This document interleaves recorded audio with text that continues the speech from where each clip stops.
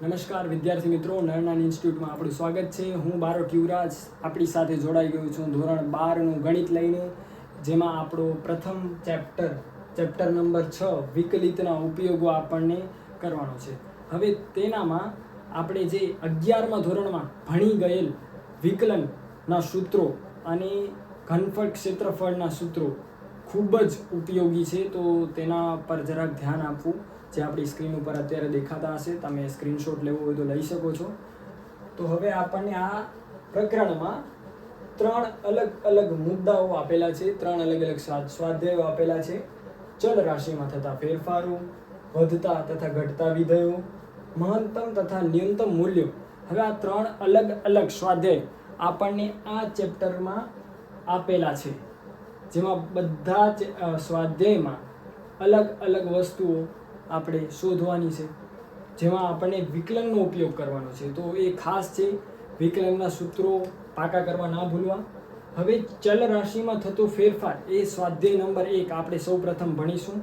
તો ચાલો વિદ્યાર્થી મિત્રો, આપણે સ્વાધ્યાય નંબર 1 તરફ વધીએ.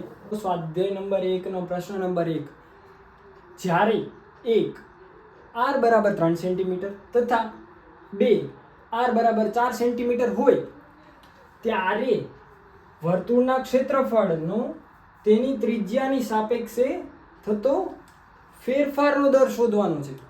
તો આપણે વિકલનમાં શીખી ગયા કે એક્સની સાપેક્ષે વાયમાં થતો ફેરફાર, વાયની સાપેક્ષે એક્સમાં થતો ફેરફાર. તો અહીં ક્ષેત્રફળમાં તેની ત્રિજ્યાની સાપેક્ષે થતો ફેરફાર શોધવાનો છે.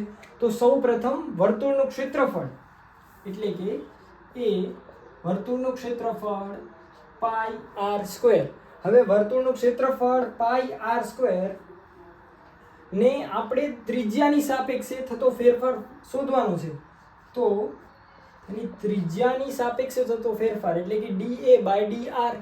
હવે આનો આગળ આપણે જોઈએ તો dA/dr of pi R square થશે. તો હવે આમાં વિકલનનો ઉપયોગ કરતા પાઈ જે અચળ છે બારે આવશે અને r નું વિકલન ઘાત આગળ, ઘાતમાંથી તેની 1 ની બાદબાકી એટલે કે પાઈ અચળ d/dr r સ્ક્વેર જે થશે 2 પાઈ r. ઘાત આગળ 2 માંથી 1 ની બાદબાકી એટલે 2 પાઈ r સેન્ટીમીટર નો વર્ગ પ્રતિ સેકન્ડ મળશે. હવે અહીં આપણને કીધેલું છે r બરાબર 3 સેન્ટીમીટર હોય ત્યારે અને r બરાબર 4 સેન્ટીમીટર હોય ત્યારે. તો આમાં r ની કિંમત આપણે જો મૂકીએ તો આપણને જવાબ મળી જશે 2 પાઈ r. r ની કિંમત જ્યારે આપણે 3 મૂકશું તો શું મળશે? 3 દુ 6, 6 પાઈ સેન્ટીમીટર નો વર્ગ પ્રતિ સેકન્ડ નો. હવે એ જ રીતે અહીં r ની બદલે 4 મૂકી દઈએ તો આન્સર શું મળશે? 4 દુ 8, 8 પાઈ સેન્ટીમીટર નો વર્ગ પ્રતિ સેકન્ડ. તો આવી રીતે આપણે આનો ઉકેલ કર્યો. શું કરેલું છે? આપણે વિકલનનો ઉપયોગ કર્યો છે. જેવી રીતે આપણે y અને x ની સાપેક્ષે વિકલન કરતા હતા એ જ રીતે આમાં ક્ષેત્રફળનું ત્રિજ્યાની સાપેક્ષે છે. હવે આપણે એમાં થોડોક બદલાવ પણ જોઈ શકીએ કે ક્ષેત્રફળનું સમયની સાપેક્ષે છે. તો એવું અગર આપણને મળે છે તો એનો પણ આપણે ઉકેલ મેળવી શકીએ. જોઈએ આપણે નેક્સ્ટ ક્વેશ્ચનમાં. વિદ્યાર્થી મિત્રો, પ્રશ્ન નંબર 3 ઉપર આગળ વધીએ. આપણને પ્રશ્ન નંબર 3 માં શું આપેલું છે? એક વર્તુળની ત્રિજ્યા એક ધારી 3 સેન્ટીમીટર પ્રતિ સેકન્ડના દરથી વધે છે. જ્યારે વર્તુળની ત્રિજ્યા 10 સેન્ટીમીટર હોય ત્યારે વર્તુળના ક્ષેત્રફળમાં થતા વધારાનો દર. હવે આપણને આપેલું શું છે? 3 સેન્ટીમીટર પ્રતિ સેકન્ડ. આનો મતલબ શું થશે કે જે વર્તુળની ત્રિજ્યા છે એ સમયની સાપેક્ષે બદલે છે. તો આના ઉપરથી આપણને એ જાણ થાય છે કે વર્તુળનું ક્ષેત્રફળ જે છે એ આપણે સમયની સાપેક્ષે શોધવાનું છે. જો કે આમાં આપણને ચોખવટ કરીને આપેલું નથી. વર્તુળના ક્ષેત્રફળમાં થતા વધારાનો દર પણ કોની સાપેક્ષે એ આપણે આના ઉપરથી જાણી શકીએ છીએ. તો હાલો આપણે ગોતીએ વર્તુળના ક્ષેત્રફળ ને સમયની સાપેક્ષે કેટલું બદલાય છે, વધે છે, એ આપણે આગળ ફાઇન્ડ કરશું. તો કે dA/dt વર્તુળનું ક્ષેત્રફળ સમયની સાથે કેટલું બદલાય છે, એટલે કે dA બરાબર πr²/dt. હવે અહીં શું થશે? t છે. હવે t અહીંયા આપેલું નથી. સમય ક્યારે પણ આપણે ક્ષેત્રફળમાં આવતું નથી. તો અહીં r નું સમયની સાપેક્ષે વિકલન થઈ શકશે નહીં. તો વિકલનના નિયમ અનુસાર અહીં થશે શું? થશે કંઈક આવી રીતે d/dr πr², જ્યાં કને r નું ફરીવાર એટલે કે dr/dt આવી રીતે વિકલન થશે. તો હવે આને આગળ જોઈએ તો આનું વિકલન જે આપણે આગળ જોઈ ગયા જે થશે 2πr. હવે dr/dt તો એ આપણને પહેલેથી આપેલું છે 3 સેન્ટીમીટર પ્રતિ સેકન્ડ. જોઈ શકો છો સેન્ટીમીટર પ્રતિ સેકન્ડ. r નો એકમ શું છે? સેન્ટીમીટર. t નો એકમ સેકન્ડ. સેન્ટીમીટર પ્રતિ સેકન્ડ જે આપણને પહેલેથી આપેલું છે પ્રશ્નમાં. તો આગળ આમાં આની કિંમત મૂકતા આપણે જાણી શકાય કે આપણો જવાબ શું છે. તો ક્ષેત્રફળમાં થતા વધારાનો દર ક્યારે? વર્તુળની ત્રિજ્યા 10 સેન્ટીમીટર છે ત્યારે. તો 2πr ની બદલે 10 સેન્ટીમીટર અને dr/dt જે 3 સેન્ટીમીટર પ્રતિ સેકન્ડ આપેલું છે એ. હવે આને આપણે ગણીએ 10 દુ 20 તેરી 60 એટલે કે 60 પાઈ સેન્ટીમીટરનો વર્ગ પ્રતિ સેકન્ડ. તો મિત્રો આ આપણો જવાબ થશે. જેમ પહેલે આપણે ત્રિજ્યાને સાપેક્ષે ક્ષેત્રફળ શોધેલું હતું એ જ રીતે અહીં સમયની સાપેક્ષે આપણે ક્ષેત્રફળ શોધ્યું. આવી જ રીતે હજી એક ઉદાહરણ લઈ લઈએ જેમાં આપણે સમઘનનો ઉપયોગ કરીશું. ચાલો મિત્રો, ચાલો વિદ્યાર્થી મિત્રો આપણે આગળ પ્રશ્ન નંબર 4 ઉપર આગળ વધીએ. તો પ્રશ્ન નંબર 4માં શું આપેલું છે? એક સમઘનની ધાર 3 સેન્ટીમીટર પ્રતિ સેકન્ડના દરથી વધે છે.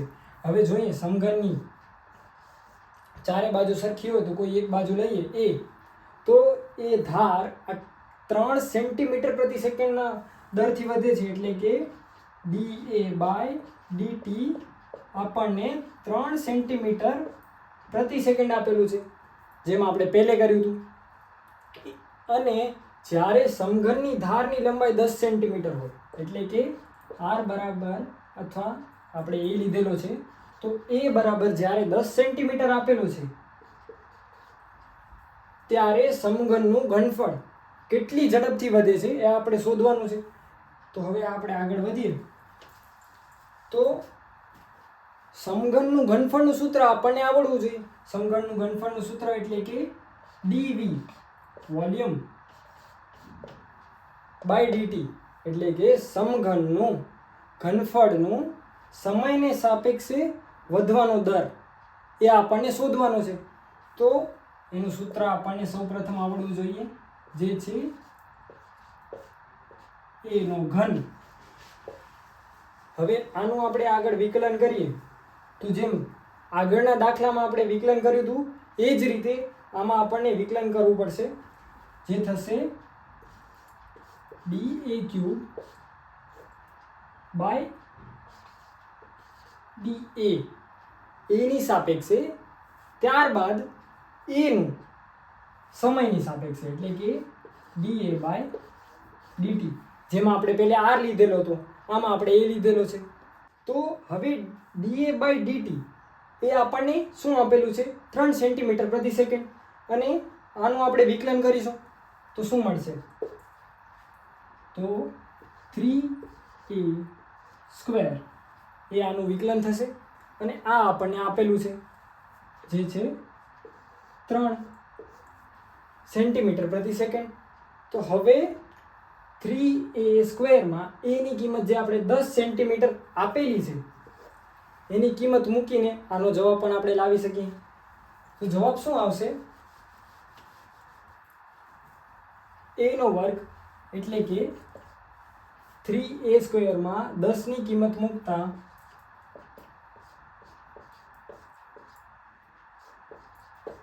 આને આપણે ઉકેલીએ તો આપણને ફાઇનલ આન્સર મળી જાય 10 નો વર્ગ 100, 100 × 3 300 × 3 900. તો આ આપણો આન્સર થશે. શું થશે? સેન્ટીમીટર² પ્રતિ સેકન્ડ. તો આવી રીતે આપણે વિકલિતનો ઉપયોગ સ્વાધ્યાય નંબર 1 માં જોયો. હવે આવા અનેક પ્રકારના દાખલા છે જેમાંથી જે અઘરા અને ઇમ્પોર્ટન્ટ જે બોર્ડમાં પૂછાયેલા છે, તો એ પ્રકારના દાખલા હવે આપણે આવતા લેક્ચરમાં જોશું. અને હું તમને અહીંયા બોર્ડ ઉપર અમુક ક્વેશ્ચનો લખી આપું છું જે આ ક્વેશ્ચનના રિલેટેડ છે. તો આ પ્રકારના ક્વેશ્ચન જે બોર્ડ ઉપર લખાઈને આવે છે એ તમે ઘરે પ્રયત્નો કરજો. અને જો કોઈ મૂંઝવણ છે તો યુટ્યુબ આપણા નરનારાયણ ઇન્સ્ટિટ્યૂટના કમેન્ટ બોક્સમાં એ તમે પ્રોબ્લેમને શેર કરી શકો છો, જેનું સોલ્યુશન તમારા સુધી જલ્દીથી જલ્દી પહોંચાડવામાં આવશે. ધન્યવાદ.